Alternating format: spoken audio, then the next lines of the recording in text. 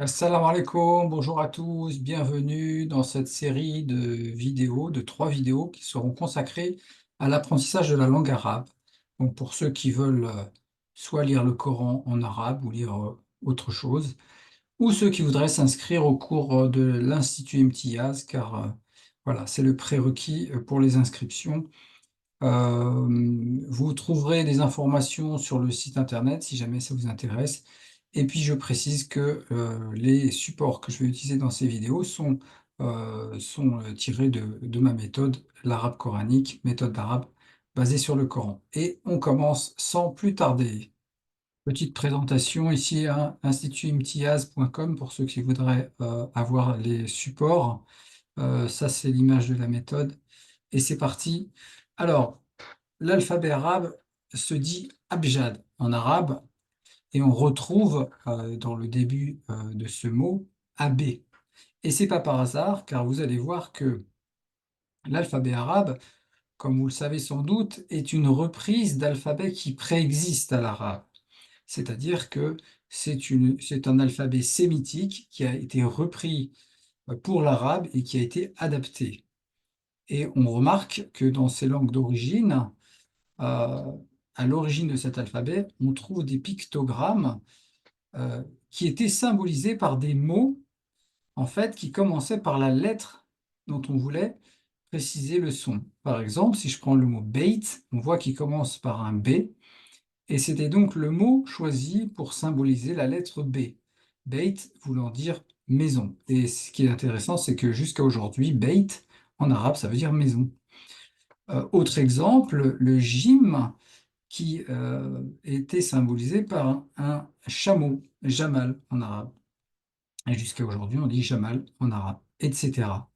Donc voilà un peu, on remarque sur ce document que j'ai pris du livre Une approche du Coran par la grammaire et le lexique de Maurice Gloton. Alors c'est un livre qu'il faut absolument avoir chez soi quand on veut faire des études d'arabe coranique, parce que en plus de la grammaire, il y a donc un lexique qui reprend les 1720 et quelques racines coraniques avec des exemples. Et donc, c'est un document indispensable. Bon, ça, c'est dans l'introduction. Alors, ce qu'on remarque quand on étudie les alphabets sémitiques, c'est que ce sont des alphabets dits consonantiques. Ça veut dire quoi? Ça veut dire qu'à l'origine, on n'écrit que les consonnes. Et alors, par souci de précision et pour éviter les erreurs, à l'arabe, pour le Coran spécifiquement, on a rajouté des voyelles. Là, je vous ai mis 2 textes, l'un avec les voyelles. Inna Allah wa malaikatahu yusalluna ala nabi ya ayyuhalladhina amanu sallu alayhi wa sallimu taslima. Hein, le même texte en dessous, sans les voyelles, vous voyez, tous ces petits signes qu'on retrouve au-dessus des lettres, eh bien, ce sont les voyelles. Et donc, à l'origine, ces voyelles n'existent pas. Mais en raison de l'absence des voyelles, on peut faire des erreurs de lecture. Et c'est pour ça que pour l'arabe, on a rajouté les voyelles. Mais on reparlera de ces voyelles plus tard. Je précise ça ici simplement parce qu'on va présenter l'alphabet. Et donc, il ne faudra pas s'étonner de ne voir que ou presque que des consonnes, car on verra que certaines lettres ont un statut un peu particulier. Alors, pour aborder cet alphabet, il est bon de dire également que l'alphabet arabe est écrit à l'origine, non pas avec une plume, comme en Occident, non pas avec un pinceau, comme en Chine, mais avec un qalam, c'est-à-dire un roseau taillé en forme de biseau. Alors aujourd'hui, si vous allez dans les papeteries, vous pouvez trouver ce genre de feutre taillé en biseau que vous pouvez utiliser pour vous amuser à écrire euh, en arabe calligraphié. Et pourquoi je vous dis ça? Parce que, en fait, lorsque vous allez voir la forme des lettres, vous allez peut-être être étonné de ces formes particulières. Et en fait, si vous prenez ce biseau que je viens de vous montrer en diagonale et que vous faites un petit trait vers le bas, vous obtenez ici une sorte de carré. Hein. Et si vous prolongez le trait vers le bas, vous obtenez un trait vertical et qui nous donne justement la première lettre de l'alphabet qui est le alif. Et donc on verra que le alif c'est soit un halon, soit un support pour les voyelles sans consonne. Donc ça, on va expliquer ça plus tard. Euh, Petite remarque au passage, on voit que dans la calligraphie, les règles de proportion sont justement définies par ces petits carrés qui dépendent donc de la taille du biseau. Et donc en fonction de la taille du biseau, on obtient une longueur de lettre, hein, voilà. Et donc c'est à partir de ces proportions qu'on écrivait les lettres. Alors, comme je l'ai dit, la première lettre, c'est le alif. Alors, une des spécificités de l'alphabet arabe, c'est que certaines lettres s'attachent et d'autres ne s'attachent pas. Et pour être plus précis, elles vont s'attacher toutes devant, mais certaines ne vont pas s'attacher derrière. Autrement dit, à droite, mais pas à gauche.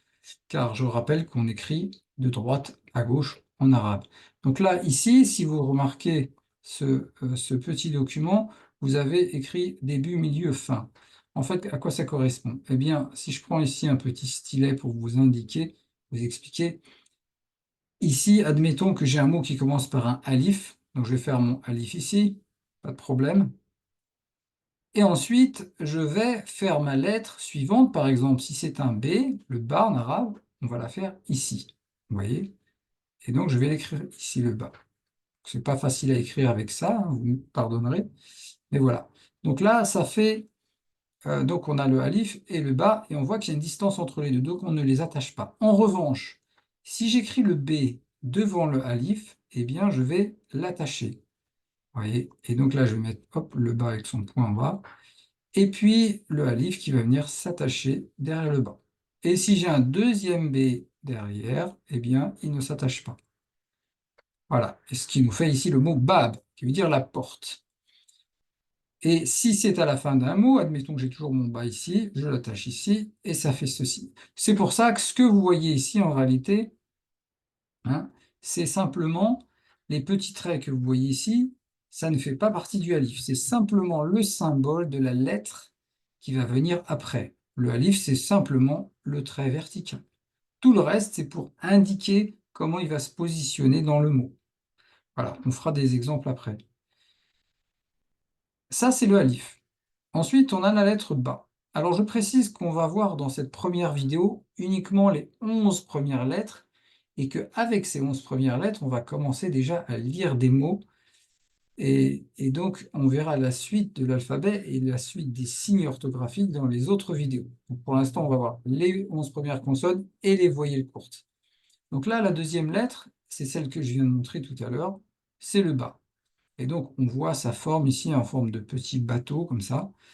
Cette forme particulière que vous voyez à l'écran est toujours due à ce biseau qu'on a indiqué, hein, qui va venir, si on le tient en diagonale, vous voyez, ça fait un trait comme ça qui n'est pas uniforme, parce qu'en fait, en fonction de l'angle du tracé, eh bien, on retrouve la largeur du biseau.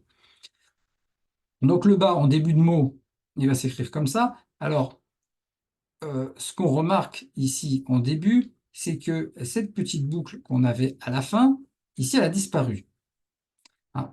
Pourquoi? Parce qu'en fait, quand il va s'attacher, eh bien, cette boucle va disparaître.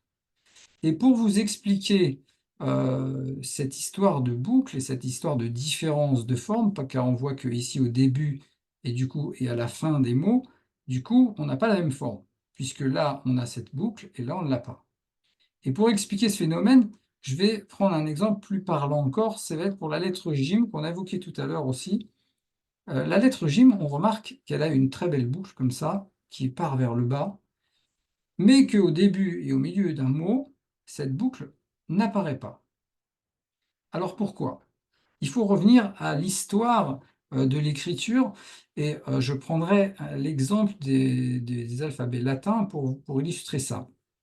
Chez nous, on a ce qu'on appelle les majuscules. Alors, à quoi servent les majuscules? On peut se demander. Euh, et en fait, les majuscules, ça sert tout simplement à faire joli. C'est-à-dire que, imaginez, vous êtes à l'époque médiévale, vous êtes un copiste, vous avez deux impératifs contradictoires. Le premier, c'est d'écrire vite, car si vous écrivez lentement, eh bien, le client va aller voir chez le voisin, hein, parce qu'il ne peut pas attendre infiniment. Le deuxième impératif, c'est d'écrire bien, car si vous écrivez mal, pareil, le client, il va aller voir chez le voisin. Donc, vous êtes pris entre deux impératifs contradictoires, écrire vite, écrire bien. Écrire vite, c'est pour ça qu'on a inventé les alphabets cursifs. Alors, ce qu'on appelle cursif, c'est des alphabets où l'on attache les lettres. Ça sert à quoi d'attacher les lettres? Eh bien, tout simplement, ça sert à écrire plus vite, car plus vous levez la plume, plus vous perdez du temps. Donc, c'est un moyen d'écrire vite. Mais, évidemment, plus un texte est tassé et serré, plus c'est désagréable à lire. Et donc, on a inventé les majuscules, ça permet de créer du volume, ça permet aussi de distinguer le début des phrases, hein, et de mieux les voir, et donc c'est plus agréable à lire. En arabe, un peu dans la même logique, pour créer de la beauté, on a rajouté à la fin des mots des boucles. Alors tout l'intérêt, c'est que de toute façon, à la fin d'un mot, on est obligé de lever la plume. Et donc, quitte à lever la plume, autant en profiter pour rajouter un élément esthétique. Et c'est ça l'origine de ces boucles. Voilà, je dis tout ça comment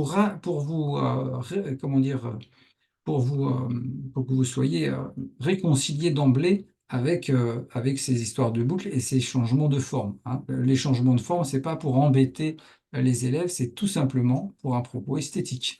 Voilà. Donc ça, je prenais l'exemple sur le gym car il est plus parlant. Mais si je reviens à mon bas, on voit qu'il y a également une petite boucle, hein, moins impressionnante, mais elle est là. Et alors, pour se rappeler du bas, vous pouvez vous dire, le bas, c'est un point en bas.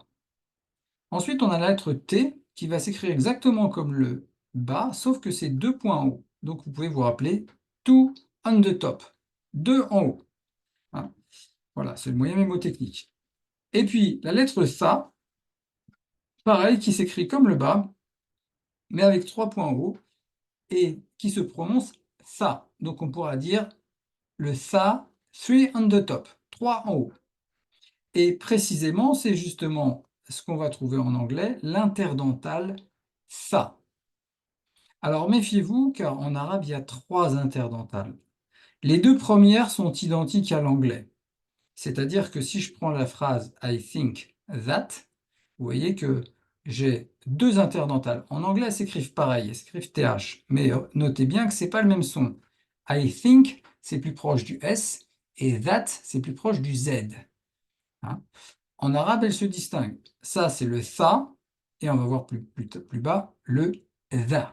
Le dhal, on va l'appeler en arabe. Donc ça, three on the top. Donc on a déjà trois lettres qui s'écrivent pareil. Ba, ta, tha. Ensuite, on a ce fameux jim que j'ai évoqué juste avant. Alors attention, quand on accroche le jim en fin de mot, on va venir l'accrocher par en dessous. Alors ça, pour vous entraîner à l'écriture, il y a des fichiers d'écriture que vous pouvez télécharger sur le site Institut Mtillaz, hein. Vous retrouverez aussi ce document entier, hein, donc évolution de certains alphabets. Vous le trouverez intégralement ainsi qu'un alphabet complet que je vous montrerai tout à l'heure. Donc, ensuite, on a le jim, ensuite on a le ha. Alors le ha, c'est un H. Mais là, attention, en arabe, il y a deux H. Le premier, on l'appelle un H sourd.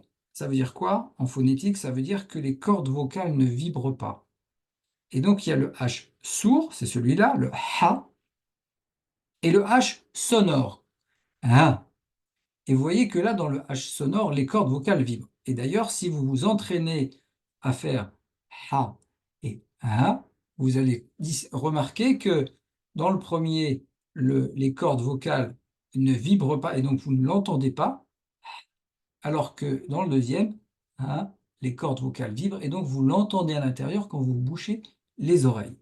Voilà, c'est donc ça la différence fondamentale entre ces deux lettres, hein. H sourd pour le premier, H sonore pour le second. Voilà, donc le premier, c'est un peu comme quand on fait de la buée sur une fenêtre, comme ça, hein. Voilà.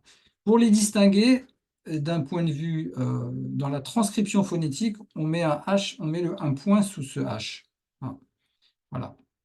Donc, j'ai pas parlé de la transcription encore, mais c'est important de connaître aussi la transcription. Par exemple, pour le ça, on va écrire TH, hein, et on verra que pour l'autre interdental, on mettra DH, hein, pour les distinguer.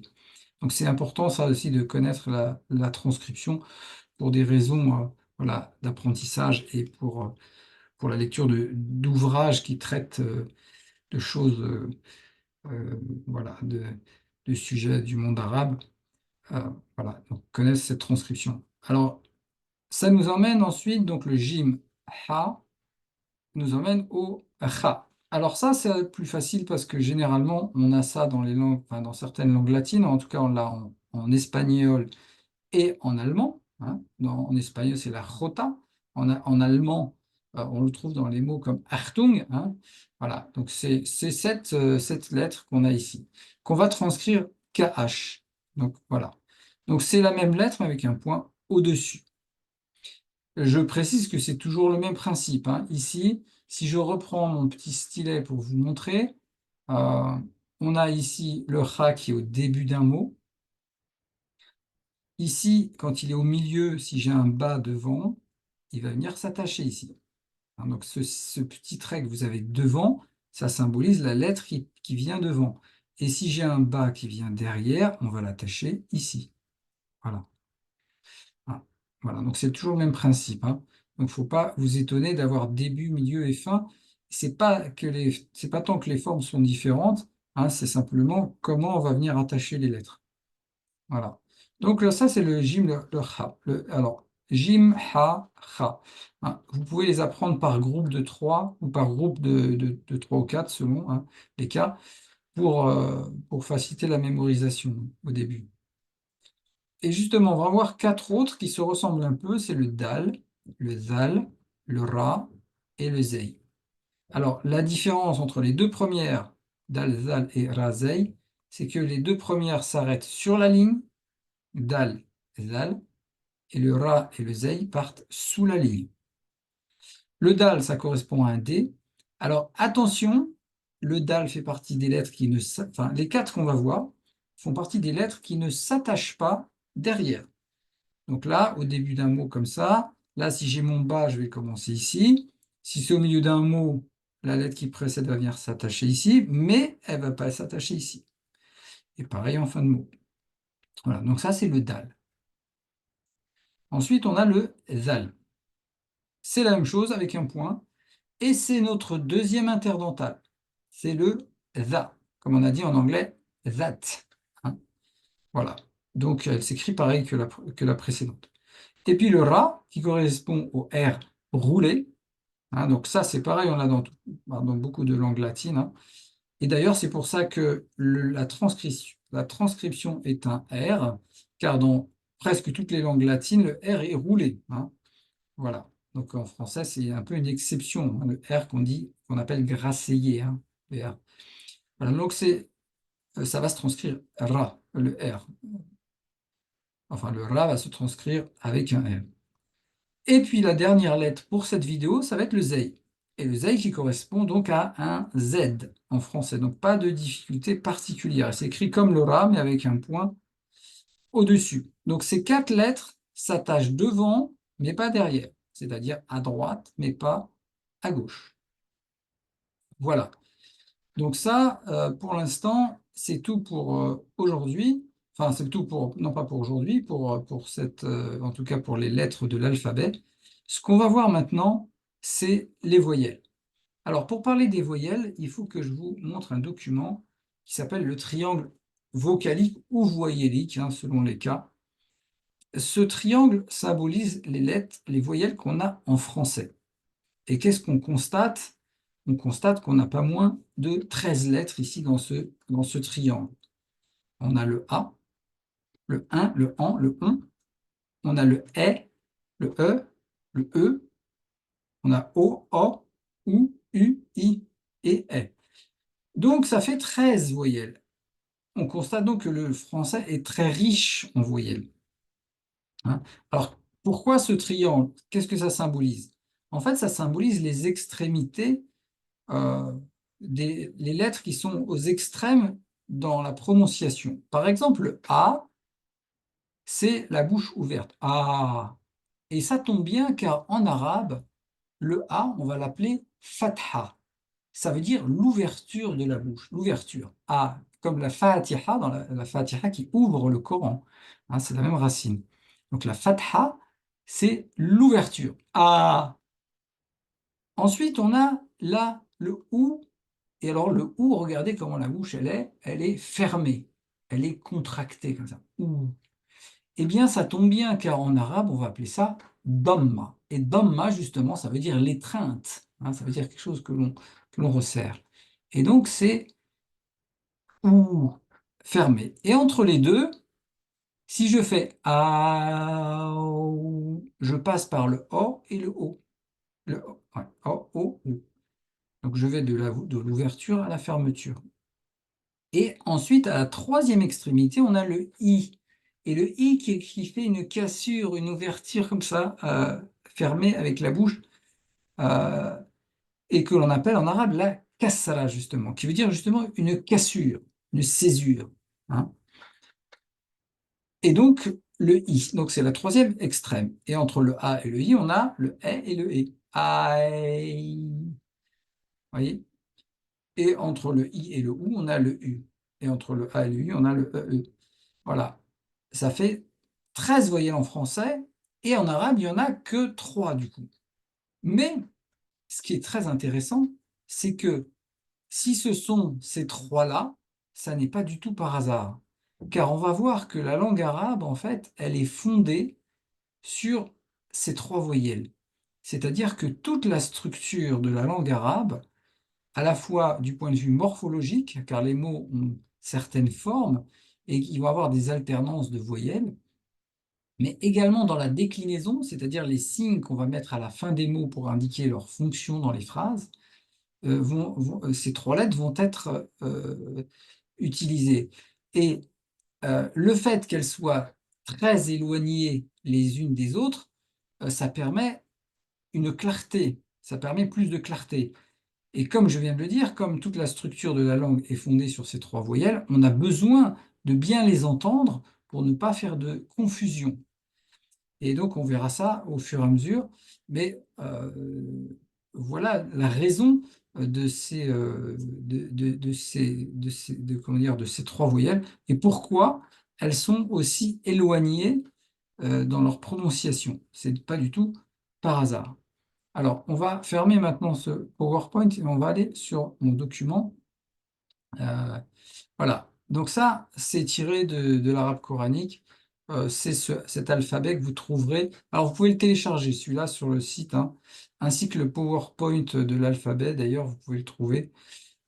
Et donc là, ce qu'on a vu jusque-là, c'est les 11 premières lettres. Hein. Alif, Ba, Ta, Tha, Jim, Ha, Kha, Dal, Zal, Ra et Zay.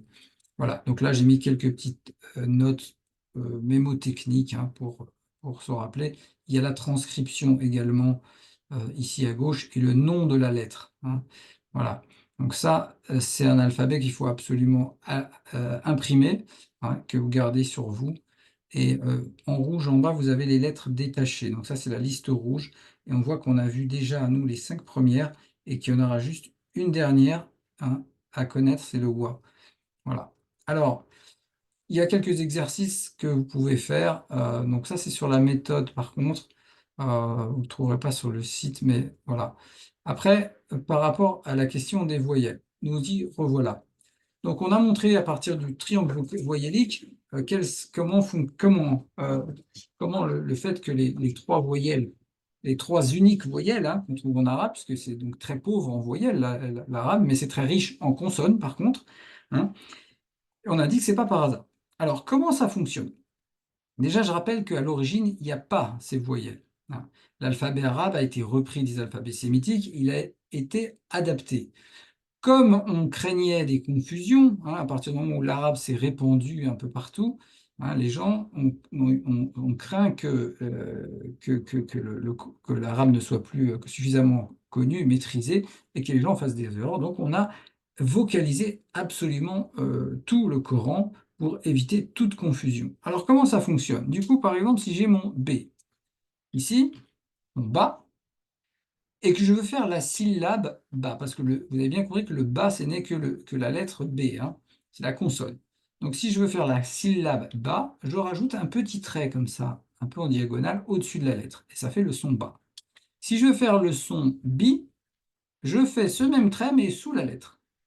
Et si je veux faire le son bou, je fais cette espèce de petit neuf au-dessus de la lettre, et ça fait bou. Voilà. Et ça, c'est valable pour toutes les lettres, évidemment. Si j'ai mon jim, hein, qui correspond à la lettre J, alors je précise que le J, en arabe coranique, euh, théoriquement, c'est dj, hein, sa prononciation. Simplement, en arabe moderne, tout le monde prononce J, donc on a un peu tous l'habitude de prononcer J, mais c'est vrai qu'en arabe ancien et dans le tajwid, on vous apprendra à dire le dj. Hein, voilà, ça c'est une petite précision importante. Donc le J, si je mets un A au-dessus, ça fait Ja. Si je mets ce petit trait en dessous, ça fait J, ça fait J. Et si je mets le petit neuf en dessous, ça fait J. Voilà. Et donc on peut faire ça avec toutes les lettres. Et c'est ce que vous trouvez dans le tableau. Enfin, c'est des exemples, hein, que vous trouvez ici. Bou, Babi, Jou, Jaji, Dou, Dadi. Voilà. Donc là, maintenant, la question qui peut se poser, c'est mais alors comment fait-on si on veut écrire une voyelle toute seule, hein? Si on veut commencer un mot, par exemple, par un A, comment va-t-on faire? Alors, je reprends ici, du coup, hop, je reprends mon... Hop. On a dit que l'alphabet arabe est un alphabet consonantique, n'est-ce pas? Donc, si on devait, euh, à l'époque où les voyelles n'existent pas, comment peut-on savoir, comment peut-on connaître la présence d'une voyelle toute seule au début d'un mot? Par exemple, si j'écris le mot Ibrahim. Bon, Ibrahim, ça commence par un I. Hein, Ibrahim. Voilà. Bon, Ibrahim, ça commence par un I. Ensuite, c'est un B. Alors, je vais effacer ça juste pour vous montrer le début. Euh, Ce I, s'il n'avait pas de support, on ne pourrait pas le voir, tout simplement, puisqu'on a dit qu'à l'origine, on n'écrit que les consonnes. Donc la voyelle, elle n'existe pas. Ici, si je voulais mettre un i tout seul, je ne peux pas du coup, hein. Et donc à l'origine, on avait besoin d'un support pour indiquer la présence de ce i. Et c'est là qu'interviennent les supports de ce qu'on appelle la hamza. La hamza, c'est ce petit signe que vous voyez en dessous du alif ici, et qui va servir de support pour les voyelles sans consonne, hein, quand on a une voyelle toute seule. Par exemple, ici, c'est I. Si je veux faire le son A, pareil, je vais avoir la hamza en haut, je vais faire A. Et si je veux faire le son OU, je vais avoir ça. Alors, il faudrait que je remette l'interligne pour que vous puissiez voir correctement. Et voilà, hop, je mets l'interligne. Vous voyez, vous avez I, A, OU. Et donc ça, ce que vous avez là, la hamza plus son support, hein, c'est donc un double support. Alors, pour expliquer l'écriture de la Hamza, comment elle est supportée par quelle lettre, ça c'est un chapitre un peu long, euh, que vous verrez bien plus tard. Mais ce que vous pouvez retenir, c'est qu'au début d'un mot, la Hamza est toujours sur un alif. Donc si vous voulez faire le son I tout seul, vous mettez le alif, vous mettez la Hamza en dessous et un petit I. Voilà. Donc, à l'origine, quand il n'y avait pas le i, ça permettait de signaler la présence de la voyelle, hein, puisqu'elle n'était pas écrite. Voilà ce qu'on trouvait, hein, sans le i. Ça permettait de signaler la présence de la voyelle. Voilà. Et donc, quand on lisait ça, quand on voyait ça, on se disait, ah bah ça, c'est un i, puisque, hein, voilà, vous comprenez le principe. Donc, ici, on a le son ou, le son a et le son i. Hein, si vous n'avez rien compris à l'explication, c'est pas grave, vous retenez que tout ça, ça fait le son OU, tout simplement, la voyelle OU. Tout ça, ça fait la voyelle A. Et tout ça, ça fait la voyelle I. Un exemple en contexte, ici, on a le mot ab, qui veut dire le père. Ab. Vous voyez? Donc ça commence par un A, et ensuite c'est un B.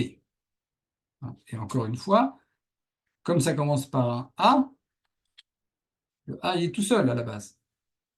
Hein. Et comme en arabe, on n'écrivait pas les voyelles, eh bien, on a besoin de ce support pour signaler la voyelle. Et aujourd'hui, hein, on a gardé le support et on a rajouté la voyelle. Voilà. Donc ça, c'est pour les voyelles sans support. Alors, vous pouvez, à ce stade, arrêter la vidéo, essayer d'apprendre les 11 premières lettres et faire ces exercices ici. Ici, le premier exercice, c'est un exercice de lecture de syllabes. Ici, on voit qu'on a un T et un A, ça fait le son ta. Ici, on voit qu'on a un dal plus un I, ça fait le son di. Donc là, je le fais, et puis vous pouvez le refaire, enfin, vous pouvez arrêter la vidéo, hein, le faire vous-même, et après vérifier avec ce que je vous dis ici. Alors, attention, quand on va faire le son HO, puisqu'il faut mettre un H pointé, il faut aller chercher dans les symboles spéciaux, hein. Si vous êtes sur l'ordinateur, c'est pas évident, hein. Donc là, moi, ils sont préenregistrés. Donc, HO, H pointé. Le BI, BI. Voilà. Et ça, on a dit que c'est le son OU tout seul. Ah, je précise que le son OU est écrit avec un U, hein, mais il se prononce bien OU, hein. Ça, c'est pareil, c'est parce que dans les langues latines, très souvent, le U se prononce OU, hein, donc c'est international, hein. Donc, là, on a le son RA. Alors, je précise que la transcription, c'est KH, hein, je crois que je l'ai dit tout à l'heure déjà. Là, c'est le son THE, le son SOU, le son RI, le son ZA, ZA, le son I et le son JOU. Voilà. Donc ça, vous pouvez le faire tranquillement, hein, chez vous. Alors, ensuite, ça nous amène à notre premier exercice de lecture. Donc là, pareil, hein, prenez bien le temps d'apprendre l'alphabet, et ici, on va lire des mots. Voilà. Dès maintenant, on est capable de lire des mots, du coup, puisqu'on connaît les voyelles et les consonnes. Alors, on verra qu'il y a beaucoup d'autres choses à connaître, mais on fera ça au cours des prochaines vidéos. Ici, on a le son A. Ensuite, on a le son Ha.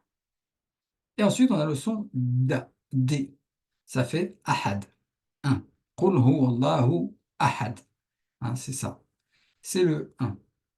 Alors, si je mets un espace ici, hop, vous retrouvez la forme du ha, hein, quand il est détaché.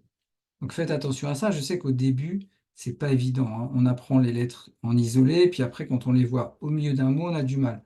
Donc ne vous inquiétez pas, ça va rentrer petit à petit, hein. Mais voilà, je vous montre en détaché ce que ça donne. Donc, ahad. Ensuite, kha, ba, r. Khabar. On a la syllabe kha, la syllabe ba. Donc, pareil, si je les détache, ça donne ça. Kha, ba, r. Voilà. Et donc, on les rattache. Toc, toc. Dans le document que vous trouvez sur le site comment dire, d'écriture, vous avez justement des lignes d'écriture où vous pouvez voilà, vous entraîner à faire ça, hein, à les écrire en attaché. Ici, on a ba, ha, sa. Chercher. Donc, si je les sépare, ça donne ba, ha, sa. Voilà. Ici, a, sa, r. Athar. Une trace. Si je le détache, ça donne ça. Et vous remarquez que hein, le alif ici il ne s'attache pas, hein, de même qu'au début. Et là, dans ce mot, da, ra, j. Alors là, toutes les lettres sont isolées. Pourquoi? Parce que le dal ne s'attache pas avec ce qui vient après, le ra non plus, donc du coup, on se retrouve avec trois lettres isolées. Et donc, quand on parle de lettres isolées en arabe, ça ne veut pas forcément dire une lettre toute seule dans la nature. Non, ça peut vouloir dire une lettre qui se retrouve toute seule au milieu d'un mot ou à la fin d'un mot parce que les lettres autour ne s'attachent pas. Ra, bi, ha. Alors attention à ce ba qui vient s'attacher par en dessous ici, hein. Ra, bi, ha. Gagné. Et enfin, abad, l'éternité. A, ba, d. Abad. Voilà. Alors, c'est presque terminé. Ici, vous avez des exercices d'écriture ensuite, hein. Donc ça, c'est pareil, vous pouvez les faire à la maison. Ici, ça fait le son rou. Alors là, je prends hop, l'arabe, rou. Ça fait le son ja. Alors hop, ja. Ça fait le son ri. Ça fait le son tout. Ça fait le son si. Ça fait le son i. Ha, bi, ta, rou,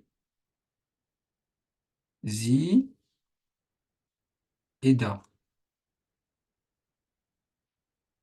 Voilà. Ensuite, ici, vous avez un exercice où il faut écrire le bas dans toutes ses formes, c'est-à-dire au début d'un mot, donc là, je le fais en même temps que vous, paf, baraza.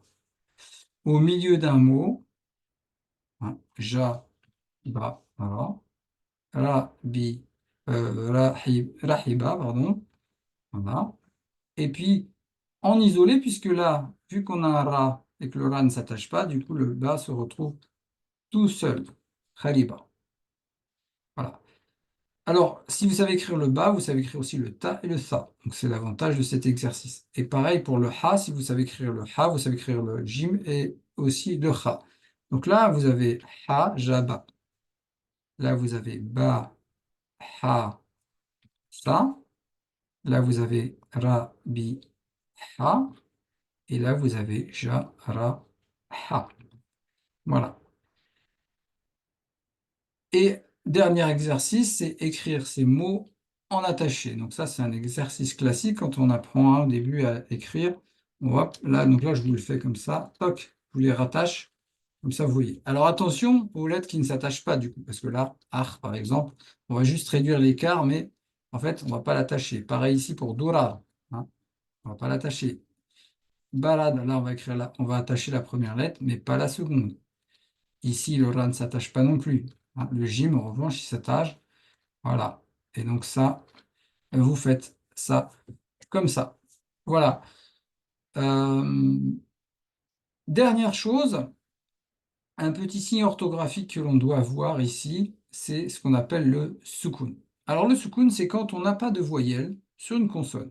Vous voyez, par exemple, si ici je prends le mot khubz, on voit qu'on a rou, ensuite on a un B et immédiatement un Z. Il n'y a pas de voyelle ici en français entre le B et le Z. Le Z. Eh bien, en arabe, on va mettre un petit rond. Alors, vous pourriez me dire, mais autant ne rien mettre. On pourrait, s'il n'y a rien, on pourrait ne rien mettre. Sauf que, et rappelez-vous que si on met les voyelles en arabe, c'est pour éviter toute confusion. Et si je mets rien, je peux penser, enfin le lecteur peut penser que j'ai oublié de mettre la voyelle. Alors que si je mets le soukoun, là, on est certain qu'il n'y a pas de voyelle. Donc ça permet de s'assurer de ça. Voilà, donc ce soukoun, hein, ça veut dire l'absence de voyelle. Donc, exemple, Bourj, la tour. Harth, la culture. Bahar, la mer. Ukht, sœur. Harb, la guerre. Ajr, récompense. Vous voyez, autant de mots avec des soukouns. Et dernier exercice, ici, alors c'est des phrases, c'est pas pour le vocabulaire, hein, c'est vraiment, rappelez-vous qu'on connaît que les 11 premières lettres, on n'a pas encore vu les voyelles longues, donc là, quelques phrases, c'est juste pour la lecture. Donc, ici, je les lis. Vous pouvez arrêter la vidéo au fur et à mesure. Ibhath tajid. Bada'tu ahrithu. Notez bien que quand on a ici un alif avec un soukoun, on va marquer un temps d'arrêt. On va dire bada'tu. Bada'tu. Hein. Voilà, c'est ce qu'on appelle hamzat al-qat'a, qui veut dire justement l'interruption. Bathasti khabar. Ukhbirtu bihadath. Ra'at ukhta harb. Bara'a jurhu Bourde. Voilà. Ici, vous pouvez faire aussi cet exercice, écrire en attaché. Donc là, je le fais. Vous pouvez arrêter la vidéo pour le faire. Le temps, voilà. Irth, hizb. Hein. Alors attendez, là, j'ai pas fait ce qu'il fallait. Voilà. Non, on va juste enlever les cas. Voilà. Hizb. Euh, tabhasu, tu cherches. Kharajta, tu es sorti. Ahbabtu, j'ai aimé. Voilà. Alors là, ici, attention, parce que c'est vrai que c'est une écriture un peu, c'est ce qu'on appelle une écriture simplifiée. Ici, si je vous mets dans ce format-là, c'est plus conforme à ce que vous allez avoir dans les fichiers d'écriture, hein. Ça, c'est ce qu'on appelle le Nasri, hein, c'est vraiment l'écriture standard. Celle qu'on avait juste avant ou celle qu'on a ici, c'est une écriture un peu plus informatique. Vous voyez, tout est tiré sur le cordeau comme ça. C'est pas très joli d'ailleurs, mais souvent vous allez trouver ça dans les écritures. Donc voilà, ça c'est plus conforme à une écriture manuscrite, vous voyez. Et puis dernier exercice ici, écrivez les mots en arabe. Donc là, le mot hadar, hein, donc là on va l'écrire ici, hadar, hadar. Usbita, usbita.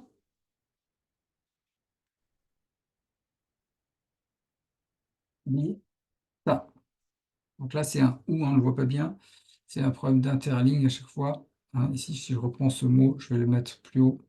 Je pense que là, il n'y aura pas de problème d'interligne à ce niveau-là. Voilà, usbita. Ici, ba, razti. Ajbartu, ajbartu.